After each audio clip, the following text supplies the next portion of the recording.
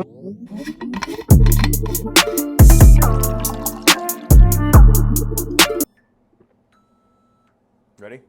Ready. You gonna listen to me this time? I'll try. Maybe. Hey guys. Go ahead.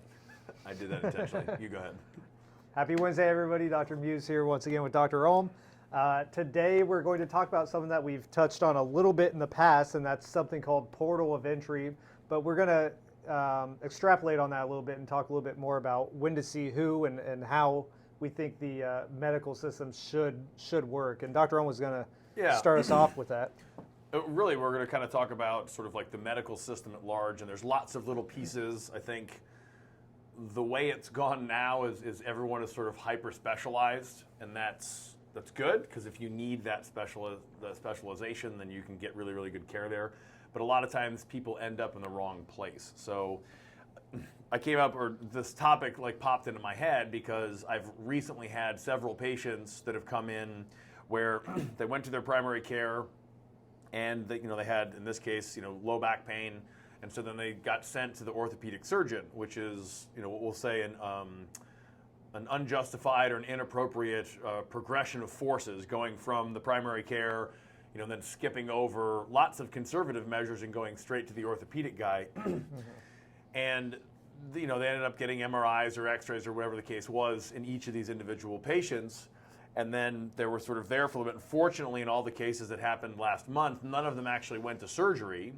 But then they sort of have to go over there. They're meeting with a surgeon. They're worried about that. The surgeon's basically deciding on whether it's surgical or not. And then they're going to sort of treat accordingly.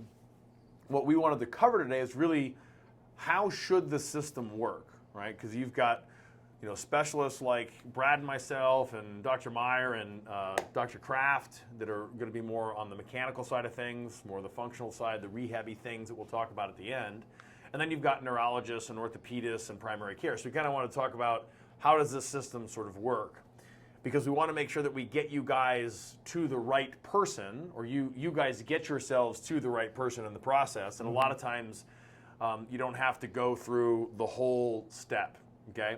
So with the first thing that we want to cover is really, where would you start? That's the portal of entry thing that he just mentioned. Where would you start if you have mechanical pain? And I'm going to pass it off to Brad to maybe just talk about what is mechanical pain first, because knowing if it's mechanical or coming from something else or just a different condition altogether, like your gut hurts or something, or you have incontinence, those are going to go to two different places. So yeah, so sticking with the theme of low back pain, mechanical low back pain is what we primarily see here. So when we're discussing mechanical low back pain, it's typically something that's going to change with certain movements or positions. On the flip side of that, we may see someone who is just in constant pain. There's nothing they can do to take the pain away. Maybe even at rest in bed, they're still having pain. That could still be mechanical, but when we see this drawn out, just constant pain, that lends us to think a little bit more, okay, well, maybe there's more of like a chemical or inflammatory component to this that may need some other type of care to piggyback on top of the mechanical aspect. So you've heard us talk ad nauseum at this point about something called McKenzie method, certified. Dr. Meyer may be certified but for right now, he's not. The trolling in our office is second to none. What McKenzie method is, it's called mechanical diagnosis and therapy. Certified, don't know the name of it. Mechanical diagnosis and therapy. And what that means is we are taking people through a mechanical evaluation, moving them around, see how they respond to different movements, seeing how they respond to repeated movements. So very popular one being the press up that you might see us do with a lot of our patients. But the good thing about the McKenzie method is that we can hopefully come to a conclusion sooner than later on, are you going to respond to care here in the office to the mechanical intervention we're doing? If not, that's where then we can send you off to the appropriate place. So I think of ourselves as like the quarterback of care. We're going to for musculoskeletal stuff. For musculoskeletal stuff, we're going to see, okay, do you respond to this? If not, we work with some of what we consider to be the best physicians, name the specialty in the Columbus area, that we have good working relationships with, where we can then get you to where you need to be in a more timely manner and not skip some of these other steps and end up there before you should be there. Yeah, just to add on a little bit of what he was saying about the mechanical pain is going to change with movement and position. Mechanical pain is also going to typically, it's going to have like an acute onset. Now that doesn't mean that you bent over to pick something up, you felt a pop, and then now you have symptoms on your leg. That happens. Mm-hmm. But you might just wake up and you have low back pain. That's still sort of acute onset. When you have chemical pain, or if it's coming from something else other than that functional mechanical piece that we're good at here, you might just notice it just like slowly comes on over time, and you're just like, I don't really know when it started. It's just sort of there. Now that is not a black and white issue. You can have mechanical problems coming from that. We would probably say start with a mechanical evaluation. Yep. But if you have mechanical symptoms, like for instance, you're at the gym and you're doing a deadlift and you feel a pop in your back, or you're doing the bench and you feel something happen in your shoulder. That's obviously mechanical. In those cases, I would say you want to go to a musculoskeletal specialist, and that can be a physical therapist, that can be an athletic trainer, and that can be a chiropractor, like our office here. You want to go there first. They're kind of specialists in that area. Now, if you're not really sure, then the best place to go is going to be to your primary care. You want to go there. Their job, they have a very, very difficult job, but they have to sort of know a little bit about a lot of different diagnoses. So someone could walk on the door and they have the sniffles, and maybe the sniffles are coming from a wide variety of things, or they have mechanical low back pain or sciatica or whatever else. It's this broad amount of conditions that they have to see. It's very, very challenging. But if you have that from there, if you've just got low back pain or neck pain or whatever, unless there's what we would call like progressing neurological signs or red flags, meaning, man, there's something really, really severe about this, we need to jump you in the line there a little bit. You want to walk through this process as conservatively as possible.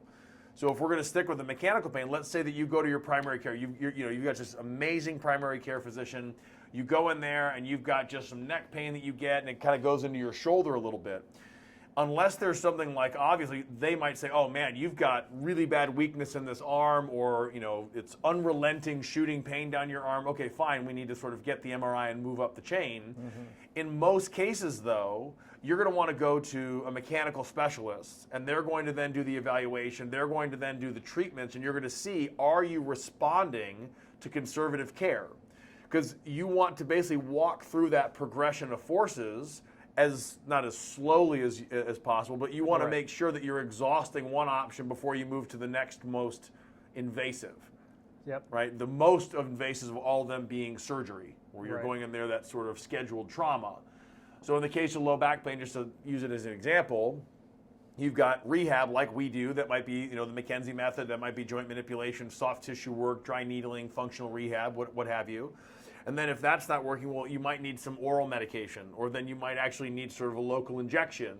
From there, maybe you need to do some sort of like easy in and out surgery. And then at the end, you might actually have to have, varying degrees of spinal surgery. Right.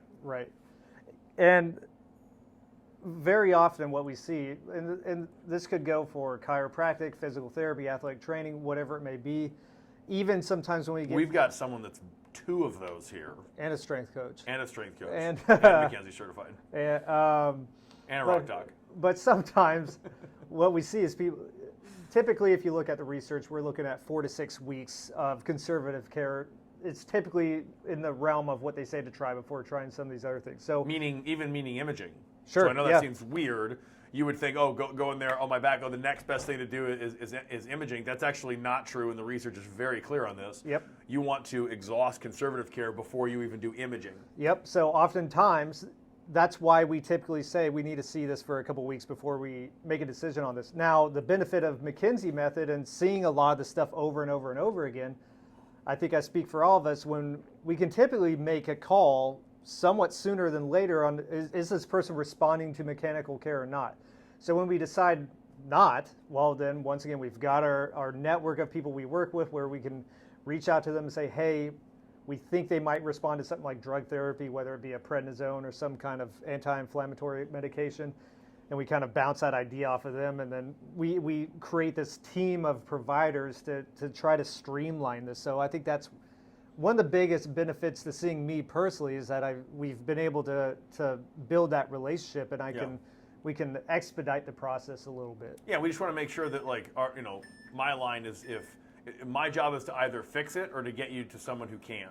So a lot of times if somebody comes in, I'm assessing, okay, is this something that is in my wheelhouse that I can have a huge impact on?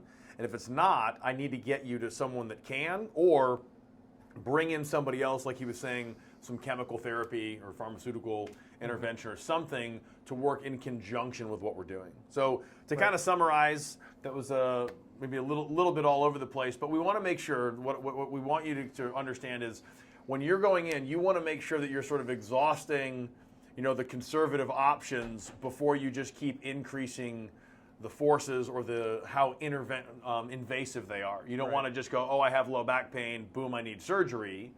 That does happen, but you're going to have red flags and progressing neurological signs or whatever. Right. You want to kind of walk through that. So if you've got some sort of mechanical pain, you want to probably start off, your portal of entry will be somebody like us or another physical therapist or an athletic trainer in the area that's going to be able to do a really, really good thorough exam there.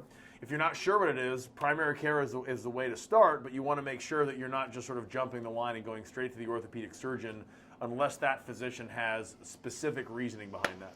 Yeah, and just to build on what he just said before we cut out here, we are portal of entry providers, meaning you can come straight to us without any sort of referral. There was a previous coffee chat we did maybe a year ago on that topic, so make sure you go back and look at that on our YouTube. But as always, if you guys have any questions, anything else to add? I think I'm good. Perfect. Have a great day, guys. Have a good Wednesday. We'll see you guys next week.